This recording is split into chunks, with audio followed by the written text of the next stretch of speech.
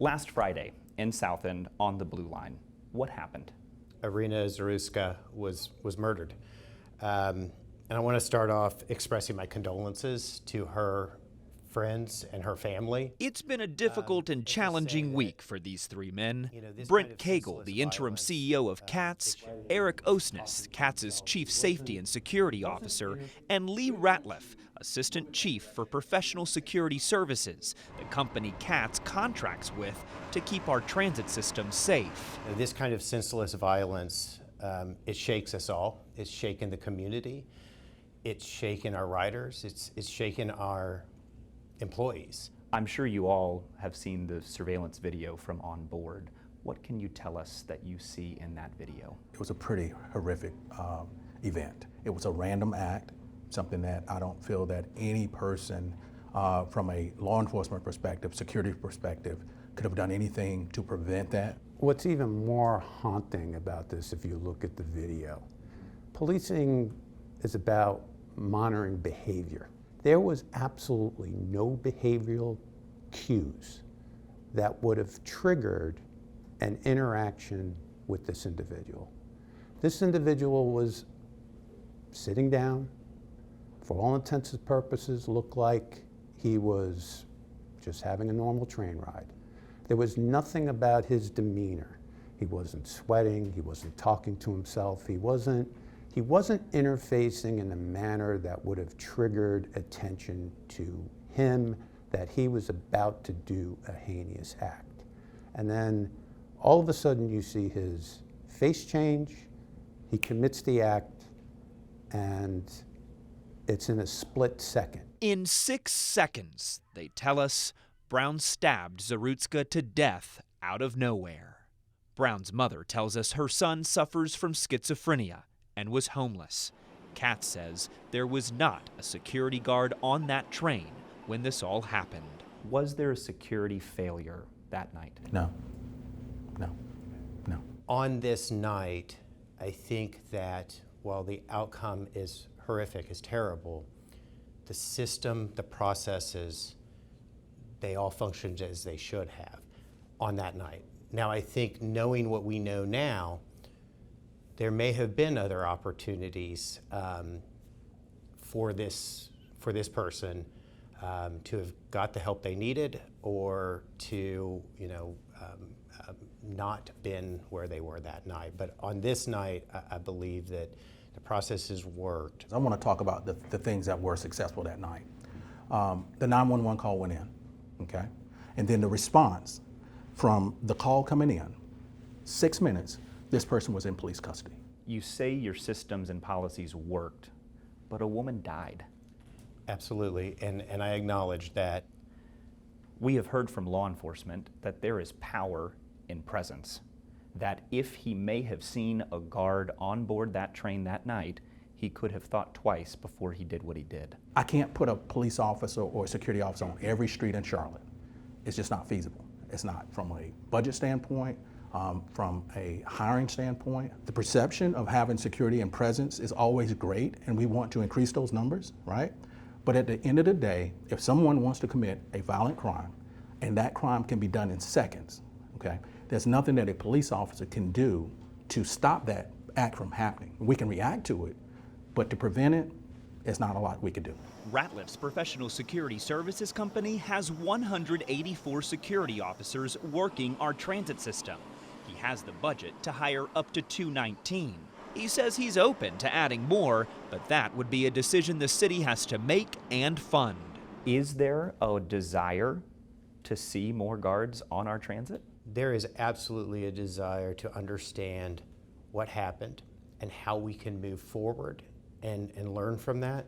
But I also know that when we think about trying to have security personnel everywhere throughout the system, every day, all day, it's a challenge. It's not something that is feasible. We want to be this large, big city, a world-class city. There are other transit systems in this country that have a goal of putting 2 officers on every single train from 9 p.m. to 5 a.m., let's say. Why can't we do that here? We can do anything we choose to do when we choose to do it, all right? But the thing I want to look at is there's budgets, there's numbers, there's all these things that go into factor into those decisions and how they're made. Conversations and decisions that are garnering more attention, but came too late for an immigrant looking for a better life. I can't change what took place, but what I can say is that we're going to learn from it, and we're going to grow from it, and we're going to become better from it. And I want the family to know that my heart goes out to them.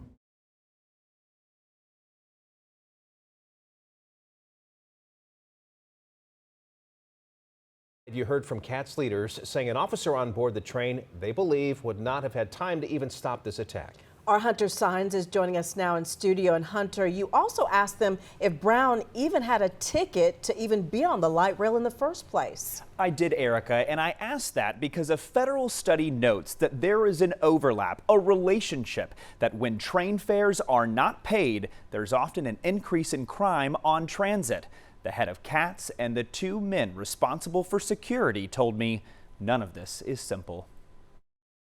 Did DeCarlos Brown have a ticket to be on that train that night?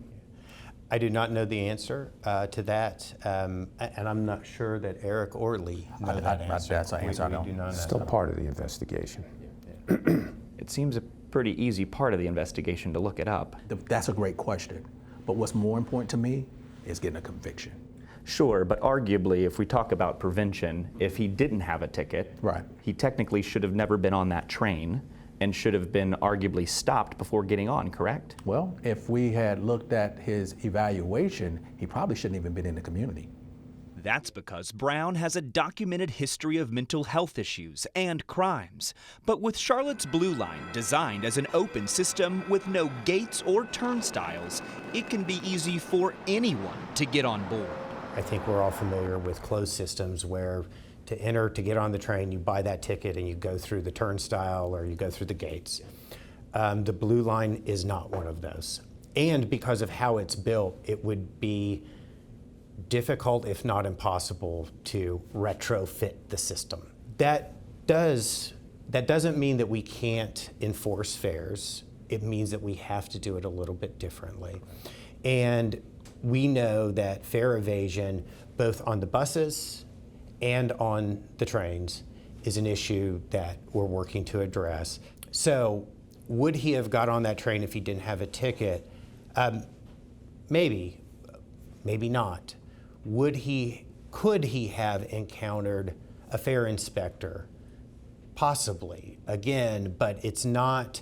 But he didn't, to be clear. He did not. He did not. My colleagues have ridden the light rail system, and over the course of a year, they never were once asked to show their tickets. What does the current fare enforcement look like? I guess the first question I would have is, did you buy a ticket? They did. Okay. Every time they had it, they were waiting. Yes, okay. More than likely, when you guys went and purchased a ticket, if they saw that you were a person getting onto the train and you had purchased that ticket, there was no need to notify us because you had. But a lot of people buy it right on the app. And they do, and we can check that as well. Again, it's a system, the way it's designed. My point is, how often is ticket enforcement happening? Because like I just mentioned, I ride our light rail all the time. Okay. And I have never, in 7 years being here, I have never been asked to show my ticket. There are fare enforcement activities going on constantly throughout the system. Mm-hmm. It is a very large system, so you may not see them, right? You may even ride for a very long time and not encounter them, but those fare enforcement activities are going on daily throughout the system. Is one of the solutions, Eric, something that you are actually looking at, is putting more ticket enforcement people on board? Potentially. That's part of it. I think what we need to do is look at our deployment strategy and understand how functions related to fare evasion are associated with the current population that is responsible for it. It may be bringing in more people. It also may be about strategy change. One of those strategies is what's known as a validator, used in cities across the country. You have to go to the validator, scan your ticket. Literally on your phone, the ticket turns green, so you know it's validated. You can't just hold it in your virtual wallet. You can't just hold it in your virtual wallet, right? You have to validate before you get on the train. And you can't validate once you're on the train. Cagle says it's a solution they are working on for our current rail system and any potential expansions. One of many solutions they say could make riding safer. There are some gaps in our system that needs to be developed and evaluated, but through commitment of management, through the development of culture, through the workings of the expertise that's in this room, I think we're in a good spot to get us where we need to be. As I mentioned, I've ridden the light rail system for several years now, and not once has anyone checked my ticket or my family's for that matter. Today, one of my colleagues here at Channel 9 rode for the first time, and his ticket was checked after roughly an hour on the Blue Line. Erica, they know that there is problems here on our transit system, and they are vowing to try to fix them. Well, I mean, thanks to these CATS officials for sitting down, trying to be transparent, and these critical conversations digging deeper, and thanks to you, can really help all of us make a safer transit system for us. Thank you, Hunter. And now we are learning more about the young woman who was killed. This is a photo of 23-year-old Irina Zarutska. Her obituary says that she was an artist who loved sculpting and designing unique, eclectic clothing that reflected her vibrant spirit. It went on to say that she had a deep love for animals and often cared for her neighbors' pets. She had fled Ukraine with her mother, sister, and brother. Now you can read more about Irina on our WSOC-TV app and on our website. And you'll also find there all of our previous coverage about this case. Just look on our homepage.